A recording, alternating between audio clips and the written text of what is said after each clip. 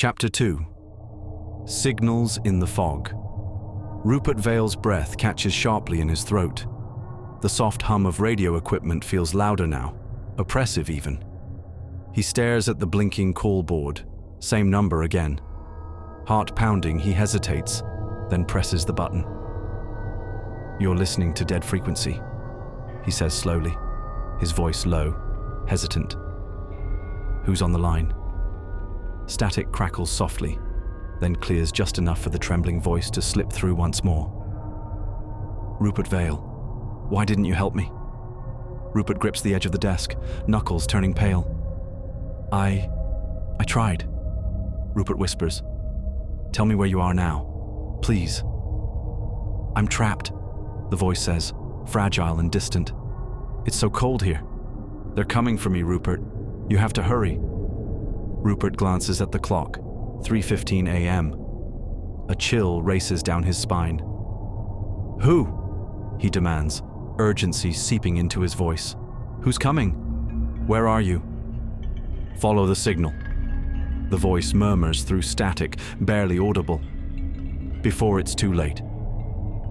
The line clicks and dies, leaving silence hanging heavily in the studio. Rupert rises quickly, heart hammering against his chest. "Follow the signal," he echoes, determination stiffening his resolve.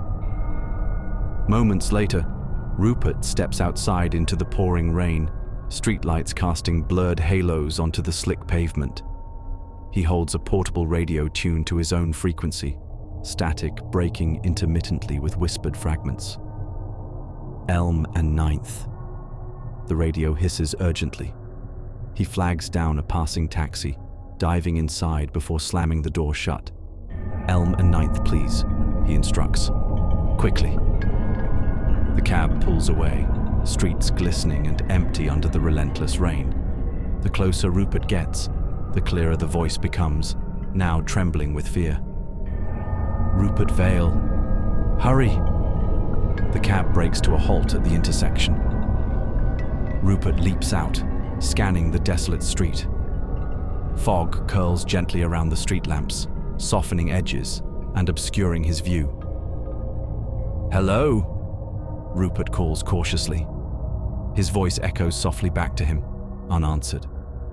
A quiet tapping draws him toward a narrow, shadowed alley. Rupert steps forward cautiously, heart racing. In the dim glow of a streetlight, an old payphone hangs silently, receiver dangling and swaying gently in the breeze.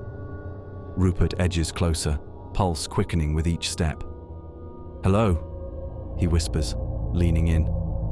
Static bursts sharply from the receiver, followed immediately by a voice, his own voice, twisted by interference. "Why didn't you help me, Rupert?" Rupert staggers back, radio tumbling from his grip to the pavement. The distorted voice echoes from its speaker. "Follow the signal, before it's too late." Panic surges through Rupert as footsteps approach from behind.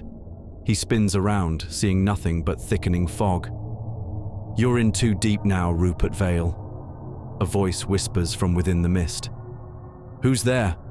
Rupert shouts, fear and confusion tangling together. The fog swallows his voice, leaving only silence. He turns back. The payphone is gone, leaving only empty darkness. Rupert bolts from the alley, heart pounding wildly, thoughts spinning. He stops abruptly under a street lamp, forcing slow breaths into his lungs. "It's just the night playing tricks," Rupert mutters desperately to himself. But he knows it's a lie.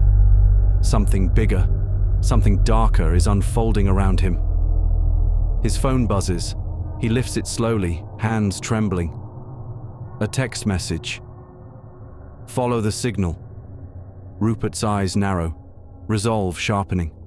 He straightens, rain dripping from his hair. "I'll follow the signal," he says aloud to the empty street, voice steadying. "And I'll find you.